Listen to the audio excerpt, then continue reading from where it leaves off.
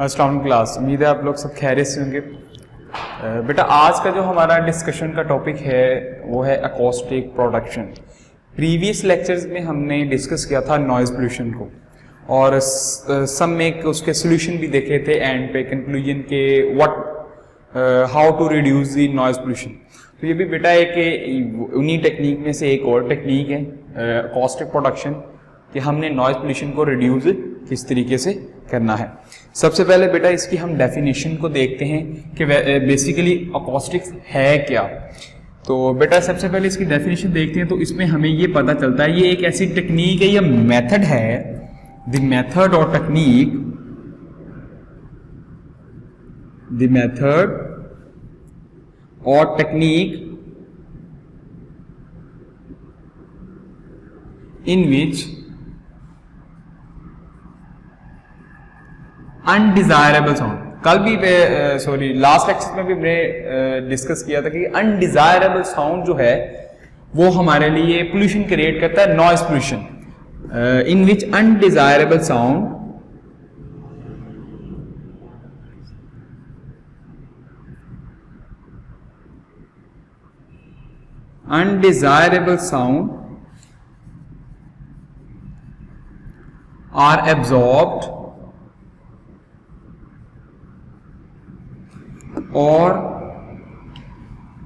are absorbed by the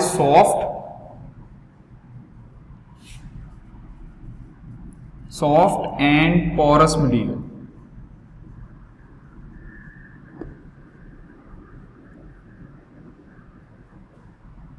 इस technique को क्या कहेंगे हम? ये अकॉस्टिक्स है, नॉन एज अकॉस्टिक और अकॉस्टिक प्रोडक्शन, अकॉस्टिक्स। बेसिकली बेटा इसमें हम क्या कर रहे हैं, जो हमारा अनडिजायरेबल साउंड है जो हमारे लिए इरिटेशंस क्रिएट करता है, हम बेसिकली उसे ऐसी सरफेस से एब्जॉर्ब करवा लेते हैं, खत्म करवा लेते हैं जो पोरस होती है। और porous means that spongy means that जिसके अंदर होल्स होते हैं। जिस तरह आप लोगों ने देखा होगा जो फॉर्म देखी होगी आप लोगों ने, फॉर्म जो होती है वो स्पॉन्जी होती है। ऐसी जो मटेरियल्स होते हैं तो इसमें साउंड एनर्जी एब्जॉर्ब हो जाती है। अभी हम इसके बारे में भी देखते हैं। हमें सॉफ्ट और पोरस मटेरियल से अनडिजायरेबल साउंड को क्या करवा लेते हैं, एब्जॉर्ब करवा लेते हैं। और इससे क्या होता है, हमारी जो नॉइज पोल्यूशन है, सबसे पहले अभी हम देखते हैं उसके पॉजिटिव एस्पेक्ट्स भी देखेंगे, अकॉस्टिक प्रोडक्शन के पॉजिटिव एस्पेक्ट्स क्या थे। सबसे पहले बेटा हम देखेंगे कि हमें यह पता चला कि अगर मटेरियल हार्ड हो, क्या हो, हार्ड मटेरियल क्या करता है, hard material reflect more, hard material reflect sound more prominently, मतलब वाज़िया तौर पे वो साउंड को रिफ्लेक्ट कर रहा होता है, prominently. But as compare to soft surfaces, ऐसी मटेरियल जिनकी सरफेसेस क्या है, सॉफ्ट। बिकॉज सॉफ्ट सरफेसेस जो होती है ना वो एब्जॉर्ब कर लेती हैं, ये एब्जॉर्ब करती हैं more sound energy, absorb the sound energy more as compare to solid as maximum sound क्या कर देता है, रिफ्लेक्ट कर देता है, साउंड एनर्जी को ज्यादा से ज्यादा एब्जॉर्ब कर लेती है और इसकी वजह से वो जो अनडिजायरेबल साउंड होता है वो एब्जॉर्ब हो जाता है, खत्म हो जाता है। तो बेटा अकॉस्टिक से पता चला कि ये एक मेथड भी है to reduce the noise pollution, ठीक है, to reduce the noise pollution. अच्छा, ये भी हमें पता चल गया। अब एक और बात है, एक और प्रॉब्लम हमारे लिए खड़ी होगी, वो क्या कि अगर एक रूम है, उसकी सारी दीवारें, छत, फर्श, उसके सब एवरीथिंग बहुत ज्यादा रिफ्लेक्टिंग है, बहुत ज्यादा रिफ्लेक्टिंग है। रिफ्लेक्टिंग से मुराद ये है कि हर चीज से आवाज टकरा के वापस आ रही है, एब्जॉर्ब नहीं हो रही। तो बेटा इस प्रोसेस को कहते हैं रिवर्बरेशन। क्या कहते हैं? रिवर्बरेशन। रिवर्बरेशन एक ऐसा प्रोसेस होता है जिसके अंदर reverberation is that process in which the multiple reflections of sound is occur.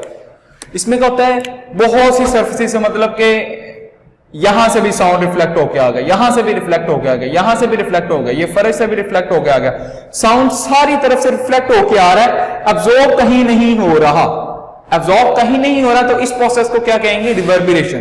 The process in which multiple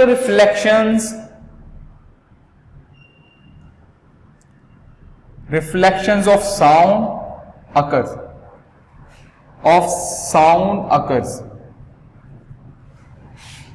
तो इस प्रोसेस को क्या कहेंगे हम? कि ये एक reverberation, known as reverberation.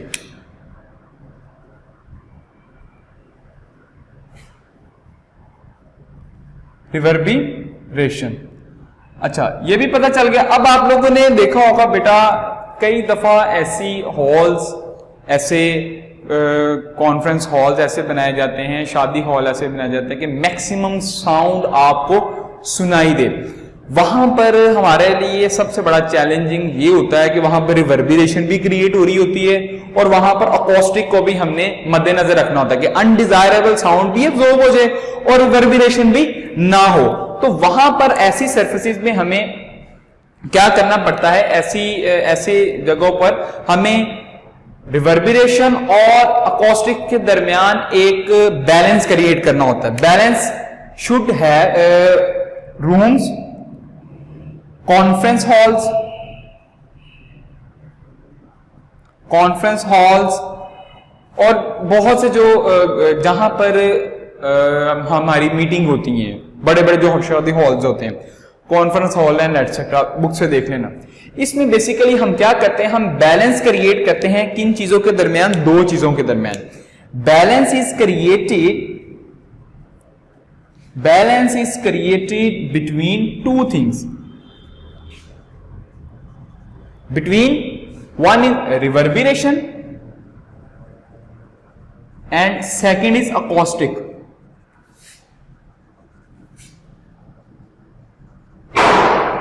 Acoustics और रिवर्बरेशन के दरमियान में जो बैलेंस क्रिएट किया जाता है, उसकी मदद से हम कॉन्फ्रेंस हॉल्स में ऐसी डिजाइनिंग कर पाते हैं जिसकी वजह से जो मैक्सिमम साउंड है वो ऑडियंस तक आसानी से पहुंच सके और इरिटेट भी ना करें। आप लोगों ने कई दफा देखा होगा, शादी हॉल्स में चले जाओ, अंदर बहुत बड़े बड़े डेक लगे होंगे शादी हॉल के अंदर, लेकिन बाहर आवाज ही नहीं आ रही। बेसिकली वहां पर क्या चीज यूज हुई है? वहां पर अकॉस्टिक प्रोटेक्शन यूज हुई हैं। अच्छा, ऐसे मटेरियल्स, इनकी एग्जांपल भी बेटा देख लेना आप लोग। इसकी एग्जांपल है, दो मटेरियल्स हैं, एक है draperies and second one is rugs. ये बेटा दो ऐसे मटेरियल्स हैं जो के पोरस होते हैं और सॉफ्ट होते हैं, और ये अनडिजायरेबल साउंड को क्या कर लेते हैं? अब्सॉर्ब कर लेते हैं। ठीक है बेटा। उसके बाद बेटा लास्ट पे हमारी जो डिस्कशन है, लास्ट पे डिस्कशन एक चीज की रह गई है कि हम जहां बैलेंस करने के बाद हम क्या कहते हैं, अपने हॉल्स को इस तरीके से क्रिएट कर लेते हैं ताकि मैक्सिमम, और अपनी रूफ्स को क्या रखते हैं? कर्व रखते हैं। फॉर एग्जाम्पल, अगर ये स्पीकर लगा हुआ है ना, यहां से आवाज निकल रही है, तो ये आवाज की रेंज यहां, और ये ऑडियंस बैठी हुई है, ठीक है, इन तक मैक्सिमम साउंड पहुंचे। मैक्सिमम हमने ये इसलिए रूफ्स को, जो कॉन्फ्रेंस हॉल्स की रूफ्स को कर्व किया होता है ताकि मैक्सिमम साउंड रिफ्लेक्ट होके ऑडियंस तक पहुंचे। इन हॉल्स में हमने दो चीजों के दरमियान में बैलेंस क्रिएट किया होता है। किन किन के दरमियान? एक रिवर्बरेशन के दरमियान और अकॉस्टिक के दरमियान। इन दोनों के दरमियान हमने क्या चीज क्रिएट की होती है? इन दोनों के दरमियान हमने बेटा एक बैलेंस क्रिएट किया होता है। तो ये था बेटा आज का लेक्चर, जिसमें हमने आज देखा कि एक न्यू टेक्निक देखी जिसकी वजह से हम किसी भी अनडिजायरेबल साउंड को एब्जॉर्ब करवा सकते हैं to reduce the noise pollution. कल भी हमने डिस्कस किया था अगर हम machine friendly machinery, environment friendly machinery introduce करवा दें ताकि नॉइज पोल्यूशन कम से कम हो सके। तो इसमें आज देखा कि बेटा डेफिनेशन इसकी देखी, कॉस्टिक एक मेथड है जिसकी वजह से अनडिजायरेबल साउंड को एब्जॉर्ब किया जाता है by soft and porous materials. उसके बाद देखा बेटा कि जो सॉफ्ट सरफेसेस हैं, ये हमने क्यों सॉफ्ट मटेरियल्स को यूज किया, क्योंकि सॉफ्ट मटेरियल जो है absorb more sound energy, absorb more sound energy as compare to the hard materials. Hard material होते हैं वो साउंड को टोटली रिफ्लेक्ट करवा देते हैं। फिर हमें पता चला कि एक रिवर्बरेशन का प्रोसेस है, अगर हर चीज ही वेरी रिफ्लेक्टिव हो तो ये क्या करेगी, हर साउंड रिफ्लेक्ट होगा जिसकी वजह से साउंड ग्रैबल्ड हो जाता है। ग्रैबल्ड का मतलब होता है कि साउंड ना समझ नहीं आ रही थी ये क्या सारे साउंड मिक्स हो रहे हैं, जब मिक्स होने की वजह से साउंड की समझ नहीं आती। The process in which the multiple reflections of sound occurs and sound क्या हो जाए, ग्रैबल्ड हो गए। यहां पे लिख लें तो बस आप लोग ने ऐड कर लेना एंड साउंड ग्रैबल्ड हो जाए। ग्रैबल्ड का मतलब है अच्छे तरीके से सुनाई ना दे एंड नॉन एज रिवर्बरेशन, ठीक है। एंड साउंड ग्रैबल्ड का मतलब है वो मिक्स हो जाए, समझ ना आए। तो कॉन्फ्रेंस हॉल में बेसिकली बेटा आप लोग ने देखा होगा उसकी जो अपर सरफेस होती है वो कर्व बनाई जाती है ताकि जो सोर्स ऑफ साउंड है उससे निकलने वाला साउंड मैक्सिमम ऑडियंस तक पहुंचे। ये हमने रिफ्लेक्टिंग सरफेस बनाई होती ताकि एवरी साउंड रे रिफ्लेक्ट होके ऑडियंस तक पहुंच जाए। और हमने कॉन्फ्रेंस हॉल में दो चीजों के दरमियान बैलेंस क्रिएट किया होता है, एक one is reverberation, second is acoustics के दरमियान हमने बैलेंस क्रिएट किया होता है। बेटा ये था आज का हमारा लेक्चर।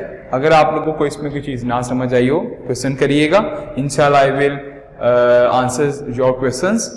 और मिलते हैं नेक्स्ट लेक्चर में इंशाल्लाह। तब तक के लिए अपना ख्याल रखिएगा। अल्लाह हाफिज, अस्सलाम वालेकुम।